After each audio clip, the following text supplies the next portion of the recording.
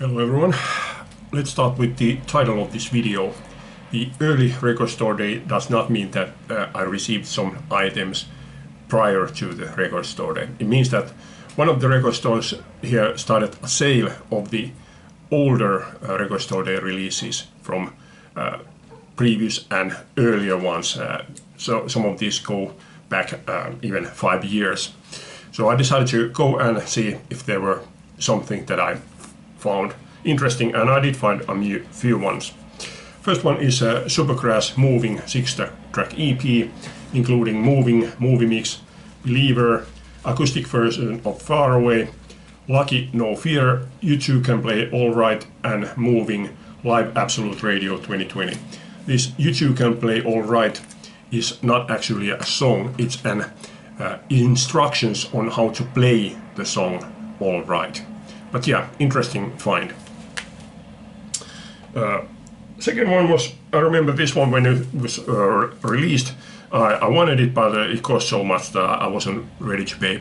So now finding this at sale, I was happy to pick this up. Stray Cats, live at Rock Palace 1983 and 1981, 2 concerts. So yeah, triple LP, really happy to pick this one up. This one also I remember when it was released, but again I found this one to be too expensive. So now finding this one at sale, I was happy to pick it up. This is U2 Gloria, 4 different versions of Gloria, the original studio versions and live versions from 1989, 2005 and 2015. Yeah. And the final find, I was actually about to walk out of the store when I turned around and decided to ask the clerk there to see how many of these songs are overlapping with Live at Budokan. This is Cheap Trick, Are You Ready? 12/31/1979. Because this one and Live at Budokan were recorded fairly close to each other, I wanted to know like how many of the songs are overlapping, but it turned out that about half of these songs are different compared to the Live at Budokan. And overall I have to say that I prefer this one. I find that this one is much more energetic than the Budokan recording. And also I think it's worth mentioning that was it like 3 songs here, the sound quality isn't as good as the rest of the album because they couldn't find those original tapes for those songs, so those songs are sourced from somewhere else. But yeah, really good one. Okay, so coming up to the record store day, when I first saw the original list of releases, I decided to write everything down that seemed interesting, even if I thought that yeah, I'm not going to buy that one. I wrote everything that seemed interesting down anyway. And there was 27 items at that point. Coming up to the record store date, there were 3 more additional releases that I put it. So by the record store day, I had 30 items on my list. Obviously, I knew that I couldn't buy that many, so I decided to put down the ones that I felt that were most interesting. So I had 7 records here that I was like, that those are the ones that I want, and one that I wasn't really sure that do I really want it or do I not want it, but interesting enough for me to put it on my list. So I had 8 items on my list. Out of the rest of the 22 items, 6 of those items I didn't see at all, so didn't really matter whether or not I would have been interesting enough to buy it or not, but yeah, I didn't see 6 of those items at all. 6 of those items, once I saw what they were, turned out to be something that I would not have bought anyway. And 10 of those items I did see, but I decided not to buy. So there was the usual problem of the time of when those stores opened. 2 of the stores opened up at 8 and 1 turned open up at 10. And even more problematic was that one of the stores that opened up at 8 had one item that I wanted, and it would be available only through their store. And that item was Roadrunner by Hurricane's 50th anniversary release. That had been originally released about a month earlier, but it was already sold out on a pre-sale, which I didn't take part, so I didn't get that record at all.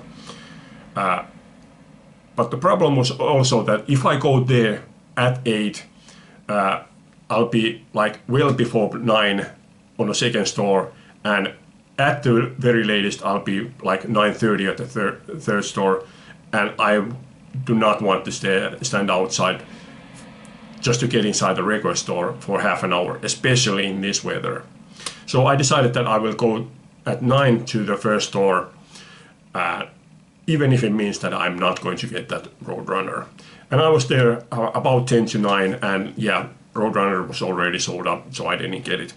And luckily, by the way, as I was there going through the records, I happened to hear the owner talking to some other customer there, and he said that, do you see that guy? He has got the last copy of it, and he had been standing outside more than half an hour before the store opened.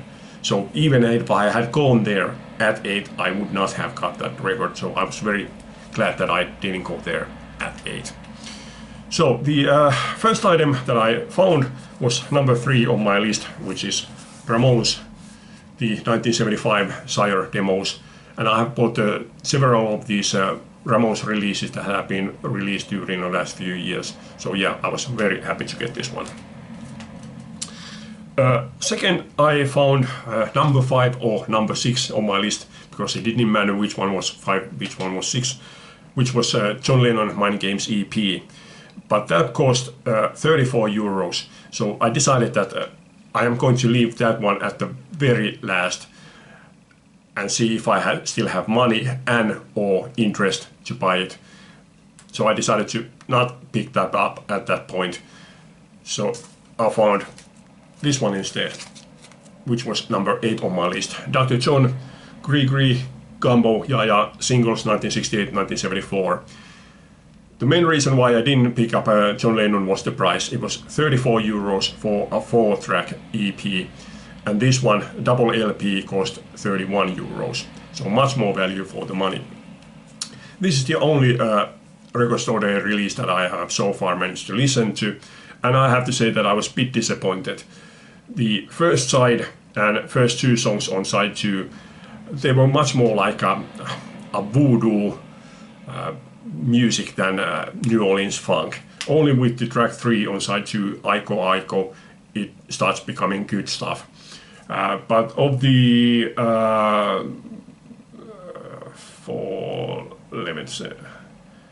of the 18 tracks here, I have about 10 songs already.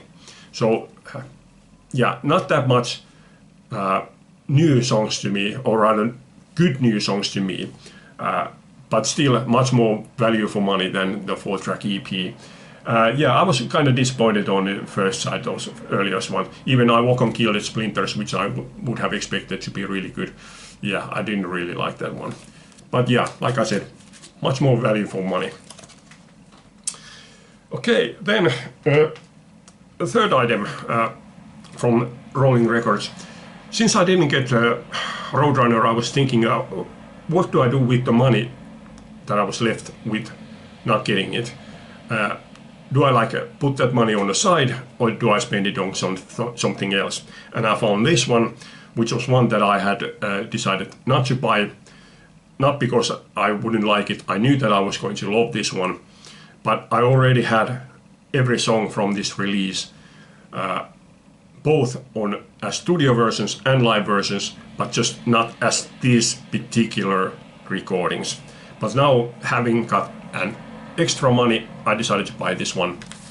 Thin Lizzy, Live and Dangerous at Hammersmith, 16 November 1976. So yeah, obviously I love Thin Lizzy. I'm very happy to have this one, but I just didn't feel that this was like a very much necessary purchase. But yeah, I bought it and I'm happy about it. Okay, after that I went to the second store, which was black and white. And the first one that I found there was Jim Clark, No Other Sessions. This one was one that I was wondering, like, what does it exactly include?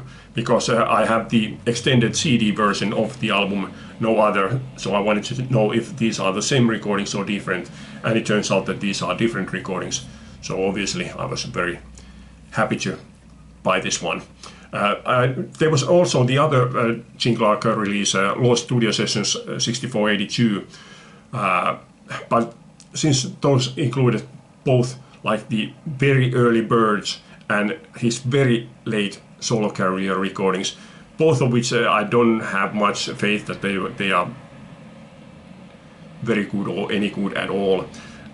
Didn't have that much interest for it, and especially when a double LP costs like 74 euros compared to 40 euros for this one, or was it 39? I was glad to leave that one behind, and very glad to get this one.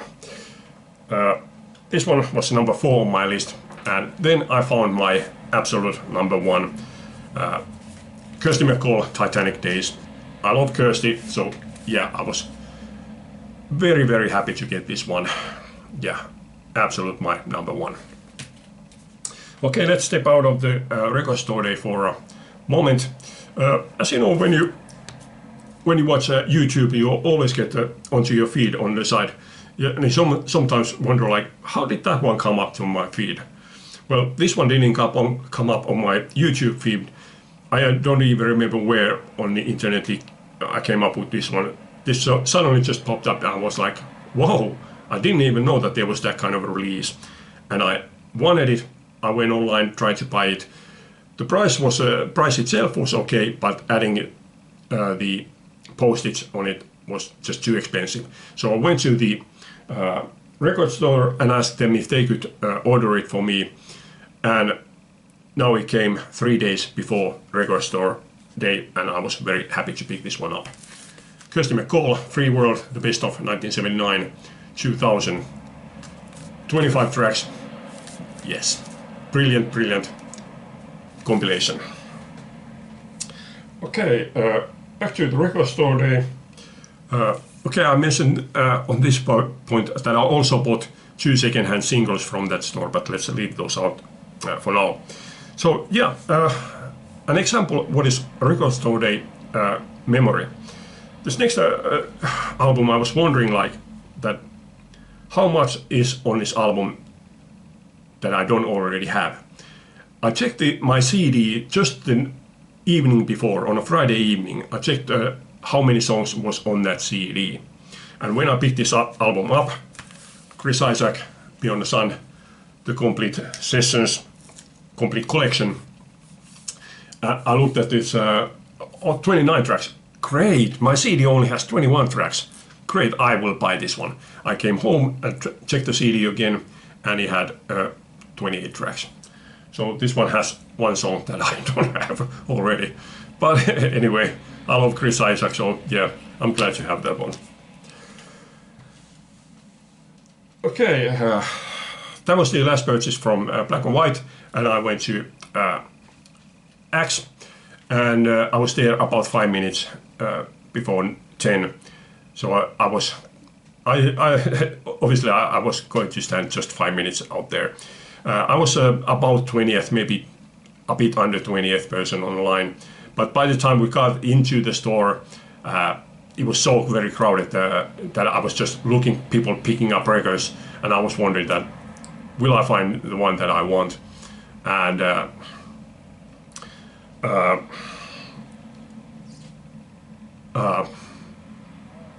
went through the first track, no, second, no, third, and I finally found it. And I have to say that I gave a long sigh of relief finding this one. This is Faces, the BBC session recordings, double LP. Yeah, my number 2 on my list. Very, very happy to get this one. This one was my last record store day purchase, but I did pick up 3 singles and 1 CD, which I already had purchased prior. I was now there just to pick them up, and I will show the CD. which is Chalet Lovers Live. I've been looking for this one for at least 2 years, so very difficult to find, so very glad to finally get that one. Okay, I was about 10:30, I was ready, but the record fair, which was also on the same day, starting at 11 o'clock, so I still had a bit of time. I went to the cafeteria next door, get a glass of juice and a pastry, and read a magazine, waiting for the record fair to open. So I went there specifically to find 7-inch singles, and I have to say that I wasn't very lucky. I bought 7 singles, and 5 of those singles I bought just because they were so cheap. They were €2 each.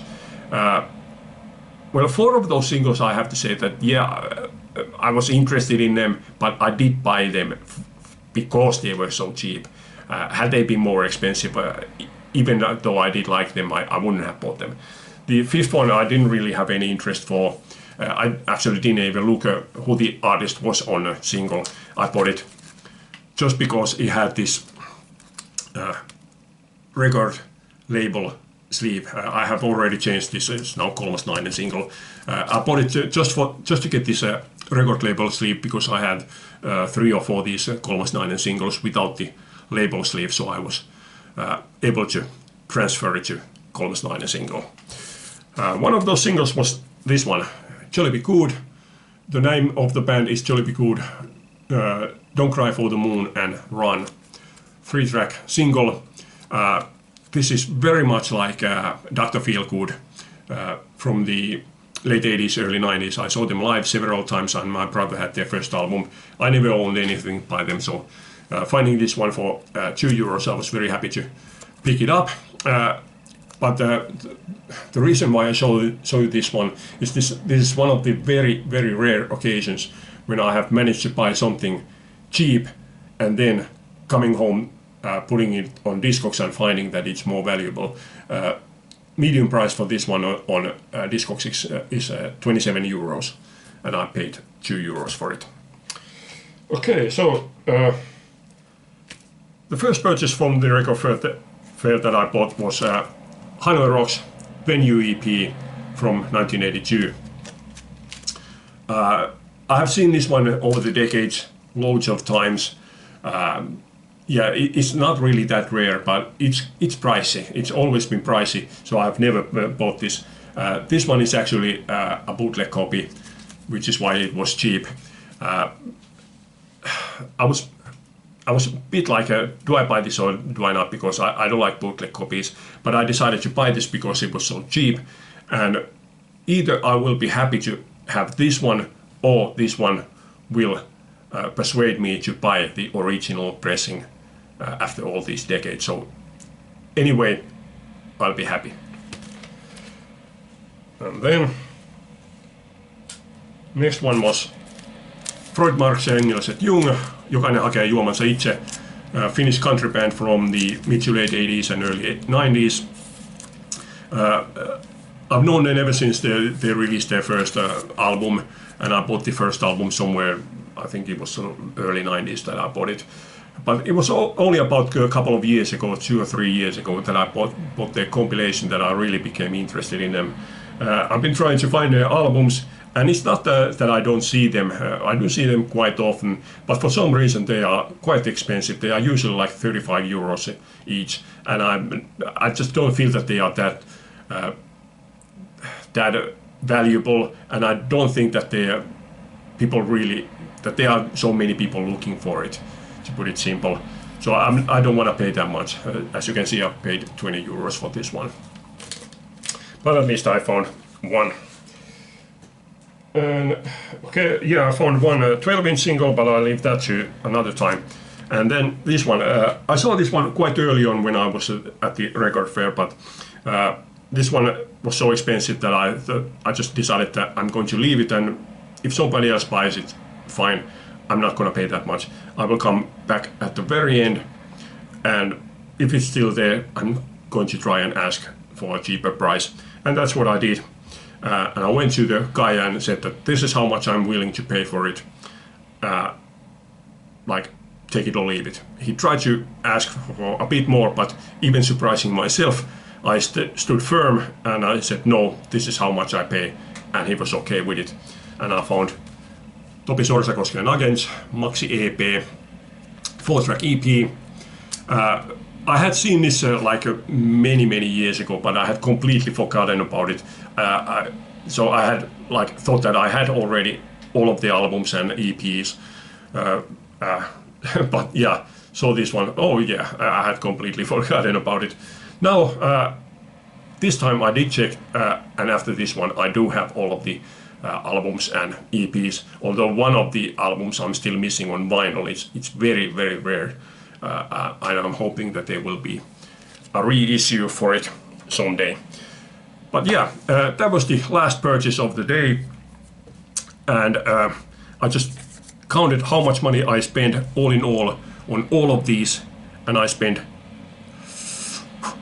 438 euros. Just an insane price, I have to say, but insane amount of money, but yeah, I don't regret it. That's it for this time. Hope you like this. Thanks for watching. Leave a comment. Bye.